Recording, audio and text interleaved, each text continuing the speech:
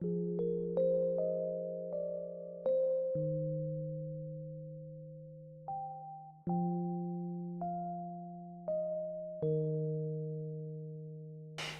et j'espère que tout va bien pour vous aujourd'hui et que vous êtes en pleine forme pour continuer le changement.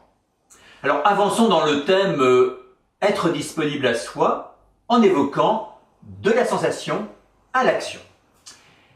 Et pour évoquer ce sujet, je vais vous parler de Jean-Pierre que je revois lors de son suivi.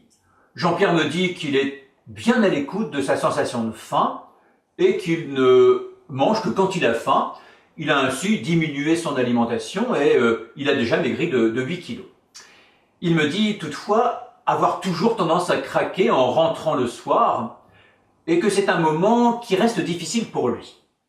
Je lui demande ce qu'il ressent quand il rentre le soir chez lui et il me répond « j'ai faim ». Je lui propose alors que l'on retrace le déroulé de ce qui se passe au cours de sa soirée. Et pour cela, j'utilise un état un peu hypnotique que vous pouvez retrouver dans vos compagnons, un peu sous la forme des séances de projection. Je l'invite à s'imaginer avec un écran vidéo devant les paupières fermées, où il va se voir au moment où il rentre chez lui le soir. Je lui propose de refaire le film et je l'invite de partir du moment où il quitte son bureau jusqu'à ce qu'il se retrouve en train de manger chez lui. Je lui propose alors de me décrire à chaque étape ce qu'il ressent. Et Jean-Pierre s'aperçoit vite que ce qu'il ressent le soir en rentrant chez lui est un mélange de sensations. Certes, il y a de la faim, mais il y a aussi la fatigue de la journée, l'énervement de toute sa journée. Son « j'ai faim » est le cumul de toutes ces sensations. Je lui propose alors d'imaginer ce qu'il pourrait faire de différent en respectant ce dont son corps peut avoir vraiment besoin.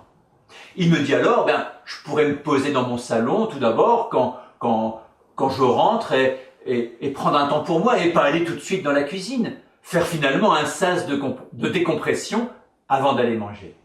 En fait, la séquence comportementale, c'est finalement la sensation, où et quoi dans le corps, l'interprétation, j'ai faim, je suis triste, je suis fatigué, je suis énervé.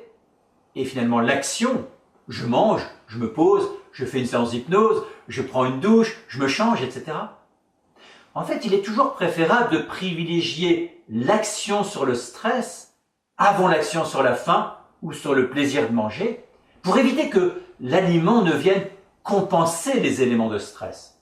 C'est pour cette raison que, avec vos compagnons Diète Motive, quand vous évaluez vos sensations corporelles, on privilégie l'action sur le stress à l'action sur le plaisir de manger ou sur la faim. Ce que j'ai fait avec Jean-Pierre, c'est dérouler ce que l'on appelle la chaîne du comportement. Tous ces gestes, tous ces comportements que l'on peut faire de façon habituelle. Un changement, c'est aussi casser cette chaîne de comportement. Et à chaque étape, je lui ai proposé de se concentrer sur son ressenti. Sensation, interprétation, action. Alors la mission que je vous propose aujourd'hui, c'est d'utiliser dans le compagnon motivation, la séance d'hypnose que l'on appelle double écran, où vous pouvez vous amuser à vous voir comme vous agissez habituellement, et sur l'autre écran, comme vous pourriez faire de façon plus adaptée. Allez, bonne continuation et je vous dis à demain!